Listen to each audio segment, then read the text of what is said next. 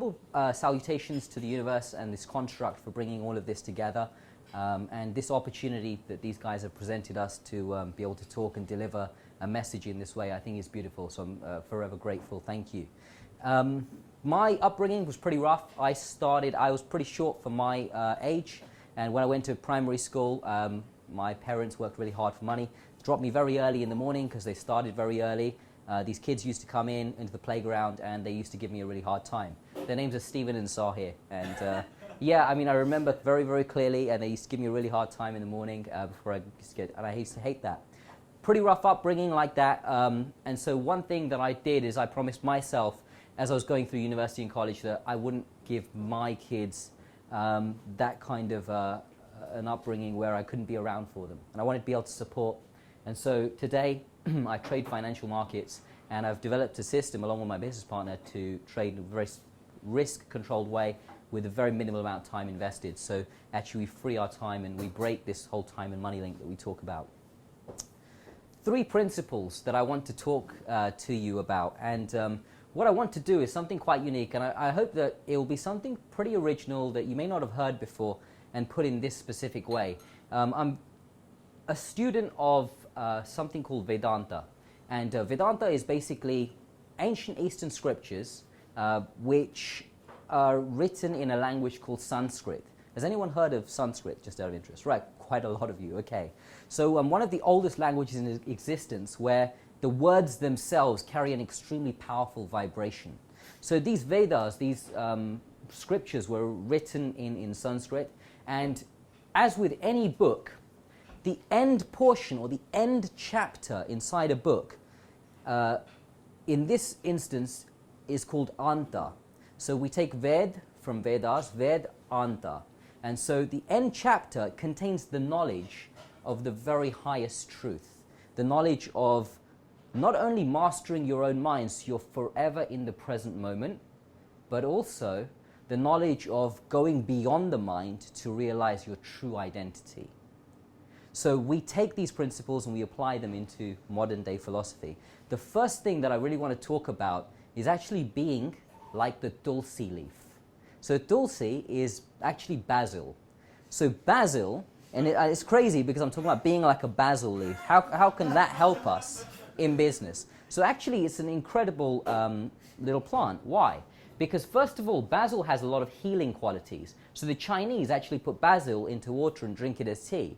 It has some healing qualities behind it. Now, its very nature, and James was talking about purpose, its very purpose, its very nature is to serve in that way by providing those healing qualities. Its nature is to serve. So when we step into a role of a business owner and we're providing a service, it's our role, it's our responsibility, it's our dharma, it's our duty to serve. That's the first thing. So being like the Tulsi leaf, the basil leaf. The second thing about the basil leaf, which is so beautiful, is that the basil leaf, when crushed and put under pressure, leaves a beautiful fragrance behind. It leaves a stunning fragrance behind. How many times have we been in a situation, in a business scenario, where there's a tough negotiation and the other party is coming at it very hard, and we maybe take a back step and we're a little offended?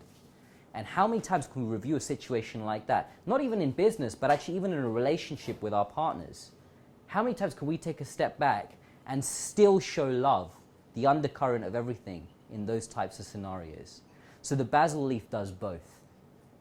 Not only does it serve by its very nature, but when crushed, leaves a beautiful fragrance behind. So that's the first principle, be like the basil leaf. The second thing that I want to talk about is a beautiful philosophy from ancient Eastern scriptures, which actually teaches us how we can live our entire lives as a philosophy. And so 3 key words: Satyam, Shivam, Sundaram. Has anyone heard this phrase before? Right, good, it's pretty unique. So one person, okay.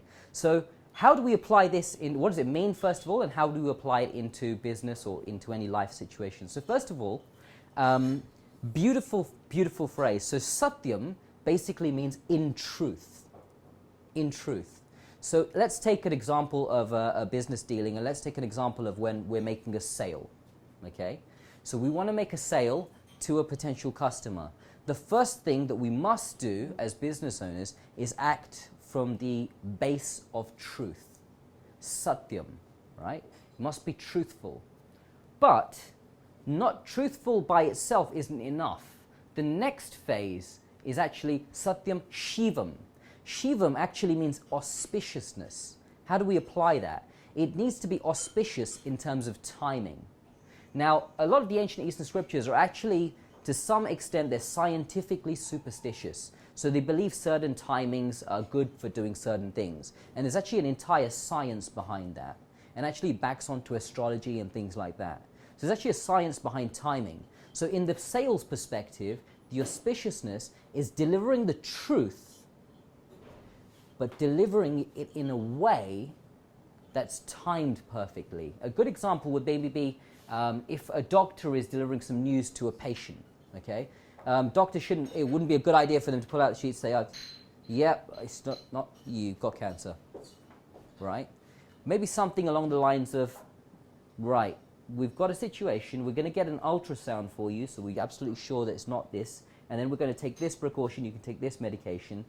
There's a possibility it could look a little bit like cancer. It's two different ways of putting the same thing. Shivam, auspiciousness, delivering it in the right way. Delivering the truth, which is that situation, but in the right way. Satyam Shivam. Sundaram, the third thing. Sundaram, Sundar means beauty. Sundar means beauty. So they're all Sanskrit words. Sundar. So Sundar means beauty. So not only delivering the truth, not only at the right time, but in a beautiful way. In a way in which both parties in a transaction feel uplifted. How can my service shift someone's level of happiness?